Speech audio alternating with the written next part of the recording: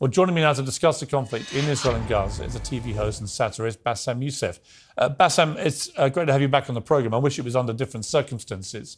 First of all, what is your reaction to what happened on October the 7th?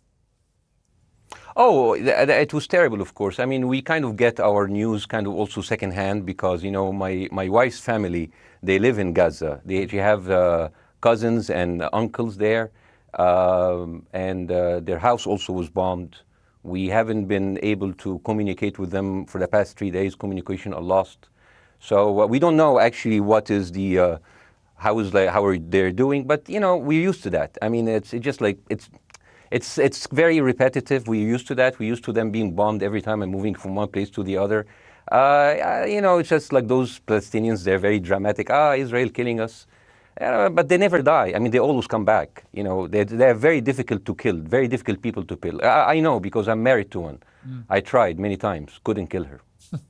I mean, there's a dark humour there, and I understand why. Because no, it's not dark humour. I try to get to her every time, but she uses our kids as human shields. I can never take her out.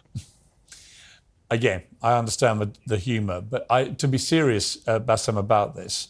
Tonight, there is... I will be serious. Now, I will be serious. I was watching your interview with Ben Shapiro, and I'll tell you one thing. Yeah. I think that Ben Shapiro is one of the smartest people who ever walked this earth. He's very, very smart. I follow him, and I believe everything he said. And when he came on your show, his solution was, and I quote, his solution was that the solution for this is for Israel to annex Gaza and to kill as many son of bitches as possible to make sure that this will never happen again. And anyone who call for a ceasefire will be a terrorist sympathizer. So God forbid, I don't want to be labeled as a terrorist sympathizer. So I agree with Ben Shapiro. I think we should kill as many son of bitches as possible. Well, let me, so okay, far, but Bassem, so far 3,500 people were killed, including 5,000 son of bitches in the bombing of the Baptist hospital as we speak right now. 1/3 of those 3,500 were children. So my question to Ben Shapiro is, how many more son of bitches do we need to kill so Ben Shapiro is happy? Okay, because it changes Bassem, from 1 year. It changes from one. I'm sorry that. Listen, I'm really at a disadvantage here. I'm looking at a camera. I don't see you. I can hear you on my ear. The reason I'm interrupting is I think you might be. I think you're conflating different interviews with Ben Shapiro. He didn't use the phrase "sons of bitches" with me. Let me play to you what he actually said on my show. He did. Go back to your interview. No, he didn't. That was another interview. But let me play what he said to me here.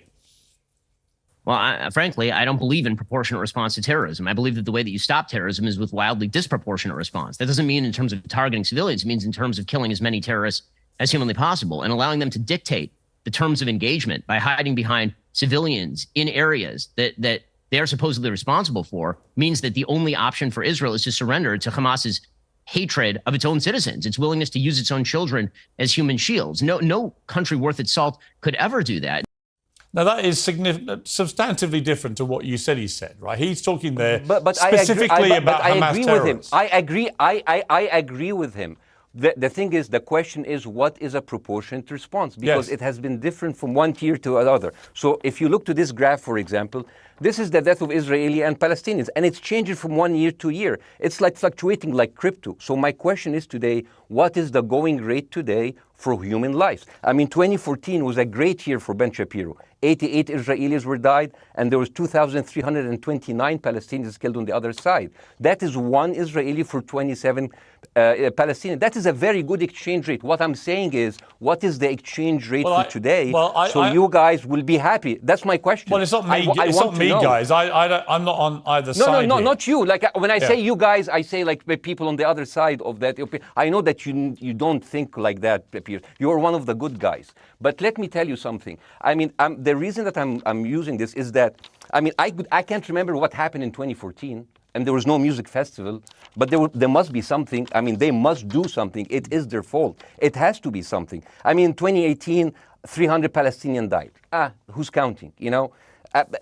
So the thing is, what my question is, let's find what is the exchange rate for human life today so we expect the future death of Palestinians and will be happy to it. My response to that would be this, Bassem. I've thought carefully about this because I think it's very tricky for people like me to immerse ourselves into a conflict where we're not directly involved.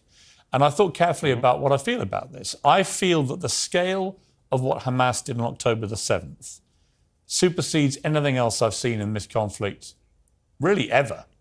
The savagery, the butchery, the slaughter of 1,300 people, the shooting of babies, the 100%. Kidnapping of grandmothers, and so on. So if we can agree on that, which I think is inarguable, then the question then becomes, again, about proportion. I don't disagree that there's been a lot of bad stuff on both sides going back historically for decades. But if we agree that this was on a different level altogether, quite deliberately by Hamas, designed to provoke... No, here's my question. Let me ask you a question. And the question, because you raised it earlier about proportion. I honestly don't know what the proportionate response is. I honestly don't. I don't. I've been watching the airstrikes this week thinking... So what's your question? Well, I would ask you, if you were Israel, what would you... If I was Israel? If you were Israel and that had happened to you, what would you think would be the appropriate way for the country to respond? I would do exactly like Israel did, kill as many people as possible, since the world is letting me do it. I mean, I can do it because I can, you know. But the thing is, you know what, I agree with you. And you know what, I'm going to be even ahead of you, because I see the question coming. Do you condemn Hamas for the atrocity? Yes, I condemn Hamas. I condemn Hamas. Hamas is the source of all evil. They're the reason for everything. And you know what, let's for a minute imagine a world without Hamas. Right. What will this word look like? Let's give this word a name, and let's name this word the West Bank.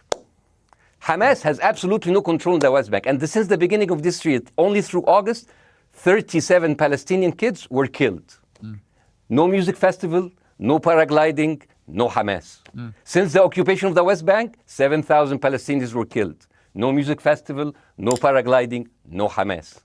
I can go on and on and on and on. No, but you don't need to, because in a way you're preaching to the choir. I've followed this crisis. Oh no, you're not preaching. So the thing is, like, in the sense that I know that what you're saying has validity. Of course, Pирс. By the way, Pирс. I am at a disadvantage here. I can hear you. I cannot see you. I am in a claustrophobic room, and so please cut me some slack and don't interrupt me and interrupt my points. Sure. So, because this has to be fair. Understand. Because if you want to only hear your opinion, I can just condemn Hamas and go home. I can do that. So, do you want to do that, or do you have a much more nuanced conversation? No, I absolutely want to have a nuanced conversation. I wasn't aware I was interrupting you. I thought I was letting you speak. Amazing. So I would say I really applaud Israel for doing one thing that no military force in the world does. Because I heard Ben Shapiro and I heard Ron DeSantis, and they said Israel is the only military force in the world that warns civilians before bombing them. I mean, how fucking cute. That is so nice of them. Because with this logic, if Russian troops started warning Ukrainians before bombing their houses, we're cool with Putin, right? I mean, okay, Habibi, you have warned them, go invade, it's fine, you have done your job. I mean, the thing is, and I understand, and I also heard Ben Shapiro talking about human shield. So you remember my wife's family, they live in Gaza. So I asked them, I told them, when Israel give you the nice warning, the cute warning, does Hamas force you to stay in your home so you can be bombed and use as human shield? You know what, Hassan here, my wife's cousin, he's a loser, you know. He told me, you know, when I asked him, does that happen? He told me, no. The lying son of a bitch lied to me. I told him, you don't understand. Ben Shapiro and Ron DeSantis keep saying that Israel warns you and Hamas asks you to stay put. So I told you, he's a loser. He never kept a job. He even failed in all of the interviews to become like a human shield. I would believe Ben Shapiro. Let me ask you this, Bassem. So let's go with that. No. Let me ask you At some point, I must be able to ask you questions. It's not a monologue for you, Bassem. If we agree that for the 14,000 casualties, I mean, who's counting, are human shield, does that mean that every single one of those civilians was standing, obscuring a military target behind them? Because that's a lot of weapons. I mean, Hamas is packing. No, of course it doesn't. And look, it doesn't. So there's some collateral damage. Lots of collateral damage. Yes. It's fine, yeah. You kill some to save some and then kill some more. Yeah, I agree. Yeah. Well, let me ask you this. Again, it comes back to proportionate response. When the world decided it had to get rid of ISIS because of the appalling butchery they were carrying out, it did so by also killing very sadly, a lot of civilians along the way by doing airstrikes against places which but killing civilians are inevitable. You said that in the beginning. My point is, it's inevitable. Yeah, but once Israel has decided that they want to get rid of Hamas, and Hamas is embedded with civilian population, I'm very concerned about what's going to happen next. I've written a column tonight saying, I remember the Iraq War, which I opposed, right? I remember all this. So my question for you is, what would you think would be an appropriate response by Israel to what happened? Well, these are years of disproportionate responses of Israel. Right. Did it solve the solution? Did it solve the problem? Did it work before, so it will work? What will be the surprise this time? What will be the twist that will make this work this time? What will be different this time? Seriously, I mean, like, this is only the last 15 years. I mean, because it's too many papers. I just got this. But how will this be different? And the thing is, I am so glad in the introduction that you mentioned the Iraq War. I applaud you, Pирс, for saying that, because you were honest about it. You said that spreading lies, like WMDs, make people look at those people as less of humans, and they would accept the death of 1 million Iraqi, whether by sanctions or by invasion, right? You are a good man. This is amazing. And you know what is similar? Is when you spread the lies of 40 decapitated babies, although it was refuted. So what happens when people hear that, killing babies is horrible. But when you say decapitated 40 babies, you are planting a certain image with a certain trigger in people's mind. Who has said that? Who has said 40? Who has said that? You have said 40 decapitated. Who has said that? You have repeated. No, I haven't. What? I've never said that. You haven't said on your show 40 decapitated babies? Never. Ben Shapiro didn't say it? No. Ron DeSantis didn't say Nobody has said it? Okay, no, nobody said it? No. Oh, okay, maybe I am wrong. Decapitated. Here's you're wrong. I've never said that. The thing, what happened, no, you're wrong. But the thing is, the same thing is happening in Iraq. Ben Shapiro once tweeted, not even about Gaza, about the West Bank, when Israel continued to build the illegal settlement. He said, 2017, Israel likes to build things, and Arabs, not Palestine, not Hamas, Arabs like to bomb crap and live in open sewage. Yeah, I thought that was very the Israeli defense minister, he said, those are human animals. And the thing is, Ben Shapiro should know better, because, long before the Holocaust, before Jewish people were thrown in the gas chambers, the Nazi propaganda called them rats.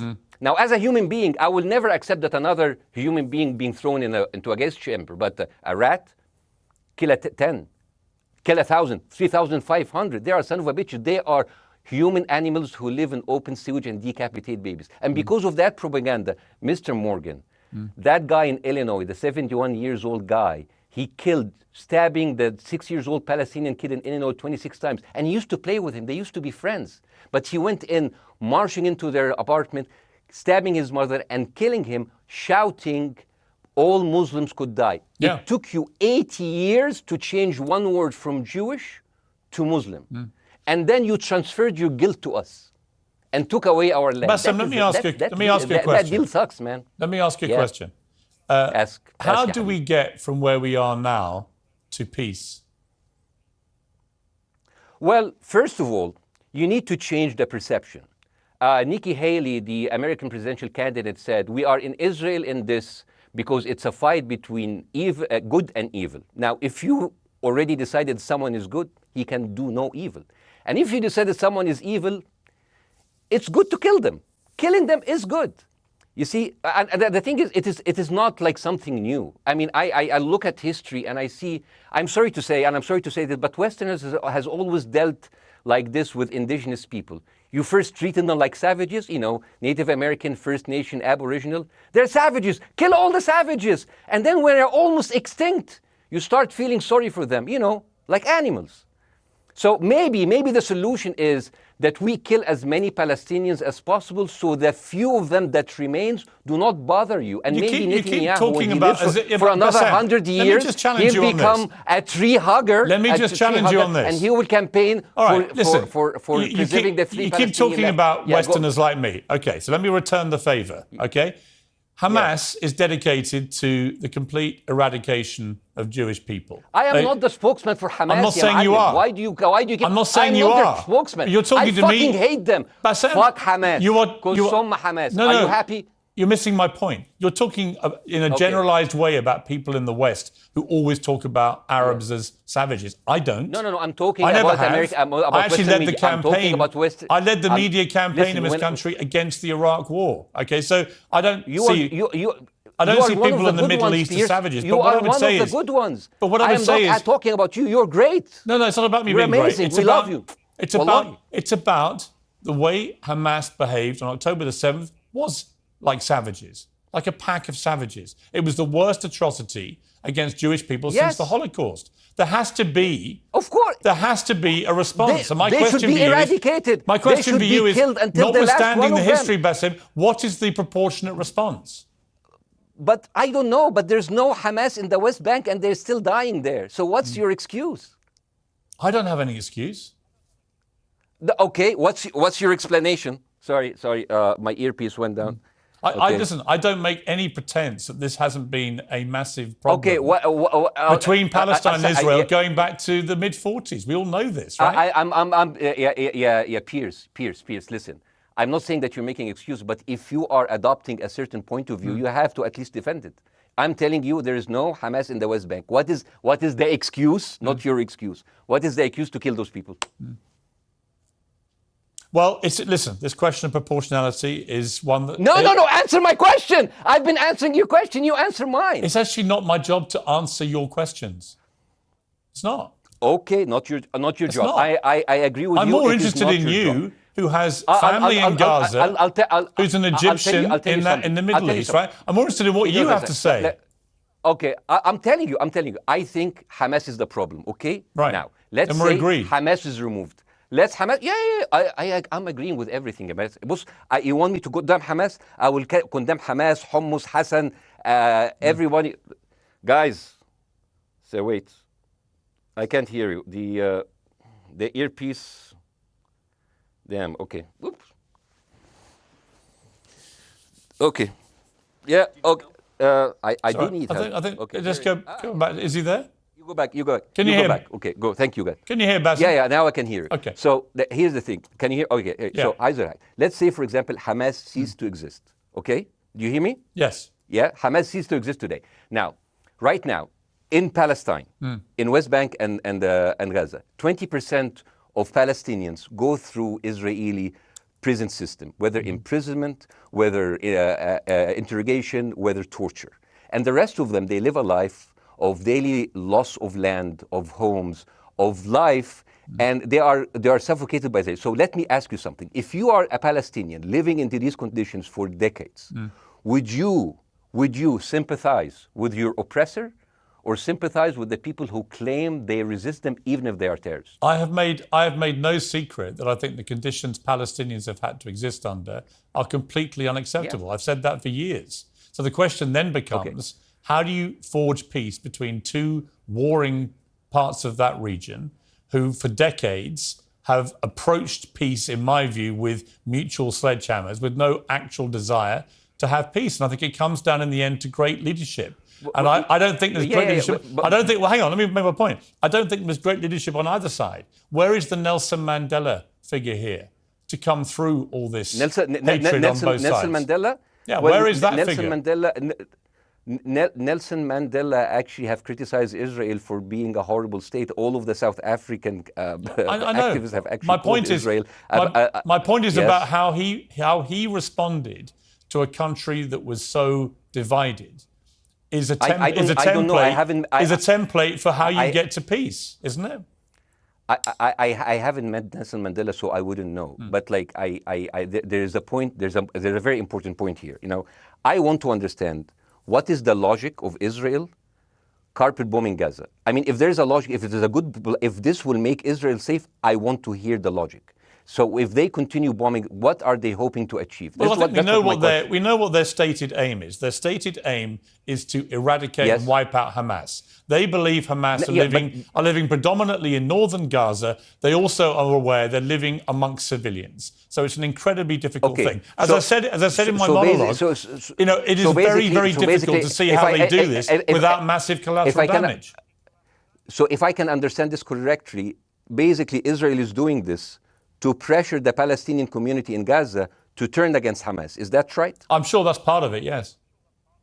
That's part of it. So this is exactly what terrorist organizations do, because terrorist organizations will have no chance beating a whole nation in battle. So they terrorize and they kill the civilians in order to spread fear and terror so they can turn against their government to change their policy or to resign. You have just compared Israel with ISIS. No, I haven't. I don't see any comparison between It's going to be the headlines tomorrow. Pirs Morgan, Israel is ISIS. Only amongst people who weren't listening. The comparison, which is more apposite, is ISIS and Hamas. They are both nihilistic terror groups intent on killing as many Jewish people and others as they can possibly kill. And you can't get peace with people like that. Absolutely. You know what? I'm going to do something that nobody done on your television. You know what I'm going to do on your episode? I'm going to pretend that I'm an Israeli citizen. I'm going to put myself in the place of an Israeli settler in the kibbutz. And I want to speak to my Prime Minister, Benjamin Netanyahu. Mr. Benjamin Netanyahu, I have voted for you because you have promised us peace and prosperity and security. On the 7th of October, those son of bitches Hamas, they went into the fence that is regularly heavily guarded. Usually if there's like a dove that comes close to it, it will be shot. Those people went in and they went for 6 hours before IDF forces was deployed, killing our friends, our families, kidnapping our grandmothers and babies, and went in. I want to ask you, Mr. Prime Minister, after you have fractured the Israeli community and you have fucked our courts, our Supreme Courts, what are you doing with the money being given to you, to the United States? Also, you are carpet bombing Gaza with absolutely no regard to our hostages, our people. I heard a rumor in the kibbutz that you're doing that you let that happen as an excuse to carpet bomb Gaza, so you push them into Sinai. And I didn't believe it. It's like, not my prime minister, he can never do that. And then I watched an interview for Danny Ayalon. He was your chief advisor. He was also the Israeli ambassador to the United States. And you know what he said, Mr. Prime Minister? He said that the solution for those Palestinians is to go into a vast land of Sinai and live into tent cities temporarily, temporarily, wink wink, until we build Gaza again, and then we invite you back. يعني عبط احنا بقى. يعني فاهمني؟ As we've seen this movie before. So يعني, and when I saw this, I couldn't explain to my fellows in the kibbutz, how come our Israeli government is trading human lives for another piece of land? So as an Israeli citizen, I need to hold my Israeli government accountable. And as an American citizen, I want to know all of these money that we are giving to Israel. We're giving them $4 billion every year. Joe Biden said it's the best investment America ever done. Well, if I am in the place of Joe Biden, I would say, sorry, don't speak. I would say, if I was Joe Biden, I would go down and whisper in the ears of Netanyahu and tell them, I hate bad investments. They haunt me, like Littlefinger in Game of Thrones. But the thing is, this is the problem. Israel always victimizes itself, and I have never seen a victim putting their oppressor under siege and bombing them 24/7. Israel wants you to believe that they are the victim. Dealing with Israel is so difficult. It's like being in a relationship with a narcissistic psychopath. He fucks you up, and then he makes you think it's your fault. All right, you look at Israel as Superman, but they're really Homelander. Wallahi, they are shooting fish in a barrel, and they are annoyed with the splashes. Bassem, I want to say two things. One, if you could just slightly mind your language. We are uncensored, but if you keep swearing, I'm very sorry. We have to apologise to viewers who may be offended by that. I apologize. But I understand passions run high, so let's not get too bogged down about the odd swear word. I apologize to the viewers. I apologize to the viewers for my language. My second question is this: after the sight of dead civilians. After the break, we have the managing director of the Daily Wire, which is Ben Shapiro's company. We were going to interview him on his own, but he's happy to come on and talk with you directly if you are prepared to stay. Well, of course, I can stay, but again, I am... Fuck. This I am in a disadvantage, and I would like to have my space to respond. Okay, we'll come back after the break. Because here's the thing. There's Bassem, two things we're I want going to go to a break. Before, all right. When we come back from the break, it'll be you and Jeremy Boring from the Daily Wire. I have news. We're taking a short break, Bassem. I'll be back. Welcome back to Uncensored. For more on the situation in Israel, I'm joined now by the CEO and co-founder of the Daily Wire, Ben Shapiro's partner, Jeremy Boring. Jeremy, thank you very much indeed for joining me. I'm sorry we demoted you earlier to mere MD. You are the CEO and co-founder. You know Ben Shapiro better than anyone, really. I did a big interview with Ben, obviously, the other night, which went around the world and has sparked a big reaction, including from our guest, Basem Youssef, who's still with us. First of all, you've been listening to Basem and what he's been saying. What's your response? Well, first of all, I make it a point not to speak for Ben Shapiro. He's got a 20 IQ points on me and speaks for a living professionally, so he's much better prepared to defend himself. But as his business partner, as his best friend, I do feel like I have to respond to the things that Basem was just saying. First of all, the question of how many sons of bitches have to be killed in order to end this conflict, I suppose that the answer is as many of them as it takes. That doesn't mean that I or Ben or any decent person in their right mind is happy with the killing of civilians. I posted at the very beginning of this conflict that a woman or a child blown apart in Gaza is just as tragic as a Jewish baby killed in one of the settlements. That doesn't mean that Israel's actions and the actions of Hamas are morally equivalent. You know, the tragedy is the tragedy, but the moral equivalency is nonsense. If you entered Israel with the express purpose of targeting and murdering civilians with your own hands in cold blood, that is not comparable to Israel bombing targets in the Gaza Strip and killing civilians as a terrible, tragic consequence. War is terrible. War is an awful thing. That's why decent people don't lightly engage in war, and why Hamas should not have incited this war. You know, we can talk about the history of the Israeli conflict. I'm not a professional political commentator. I'm a CEO. I'm a screenwriter, and I'm certainly not Ben Shapiro. I'm not here to discuss the history of the Israeli-Palestinian conflict, but we all saw what happened on October 7th. And the idea that Israel was not going to react severely to that, or that Israel should not react severely to that, is ludicrous. And Jeremy, let me ask you that Ben Shapiro question. should be a moderating voice, that Ben Shapiro should be, saying, no, Israel should not respond in this situation. That's nonsense. Let me ask you though, Jeremy, the question which I think is the big question. What is a proportionate response to that outrage on October the 7th, which is the worst attack on Jewish people since the Holocaust? What is proportionate? If it's true, as reports are suggesting tonight, that there may have been a hospital hit by an Israeli strike and up to 500 people or more have died, that would seem to me, if that is verified, and it's not verified yet, we don't know exactly what has happened other than there's been a hit on this hospital. But if that is verified to have been an Israeli strike, that will strike many people as disproportionate. Certainly. Well, first of all, I don't know what a proportionate response is or why we would want it. I suppose a proportionate response would be for 3,000 Israelis to go through the fence, gun down innocent Palestinian women and children, burn their bodies, burn them alive, take hostages, rape their women. No one wants a proportionate response. No moral person could possibly call for a proportionate response. The purpose of war is to defeat your enemy. The West has, in my lifetime, forgotten the purpose of war because the true cost of war is so terrible. The last time the West engaged in war and won it was World War II, and they did it through incredible brutality. They did it by bringing their enemies to heel.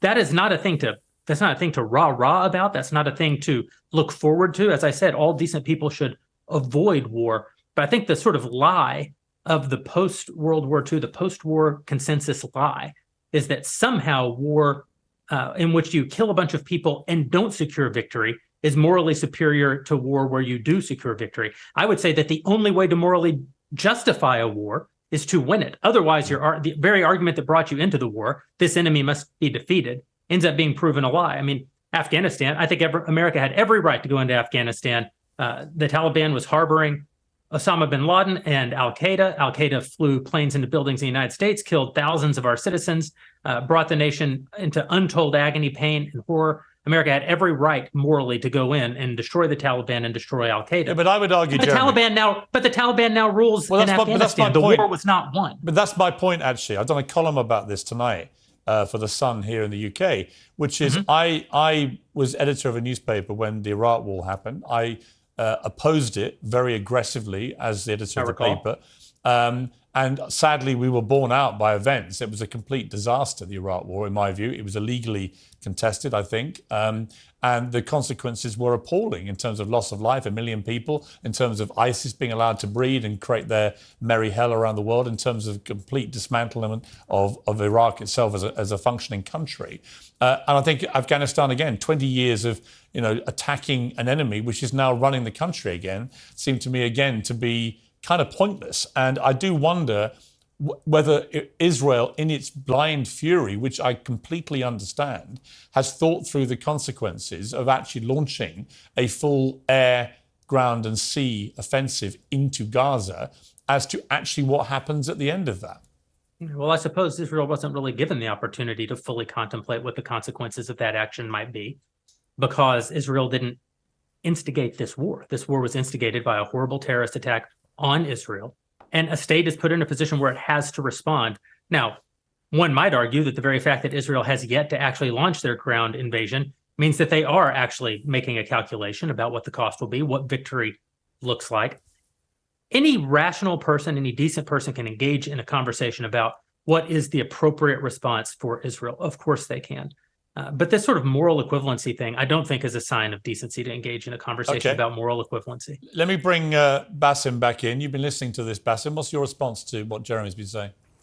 I'm sorry, I didn't catch the gentleman's name. It's Jeremy Boring. He's the chief executive of the Daily Wire and co-founder with Ben Shapiro of the Daily Wire.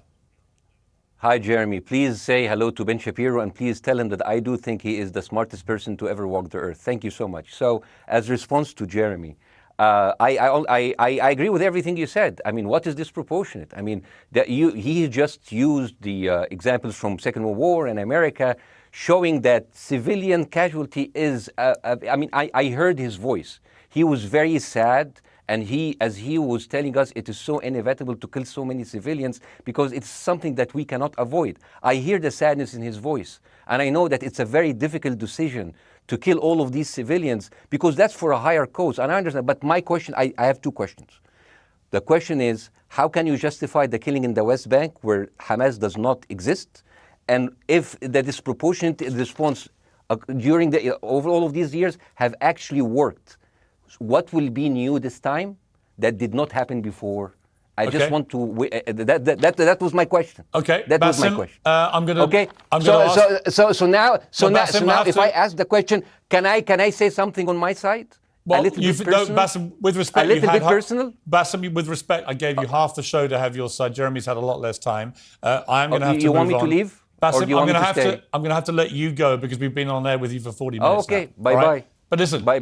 I would like to talk to you again, and thank you for joining the program. I appreciate it. Oh, by the way, my wife's family is all right, and they sent us a house. It's bombed. It's beautiful. It's going to be a good like Halloween theme. So well, I'm very sorry for what your family are going through in Gaza, and I mean that very sincerely. By the way, I don't know. I don't know I don't know him. By the way, I haven't actually met them. They didn't even come to my wedding. They couldn't because they are stuck in Gaza, and she never saw them because Gaza is not a destination. Bassem, as I say, we hear their voices, and it's they die. It's fine. It's fine. Bassem, I wish your family all the very best. Thank you for joining me. I appreciate it. I don't. Thank you.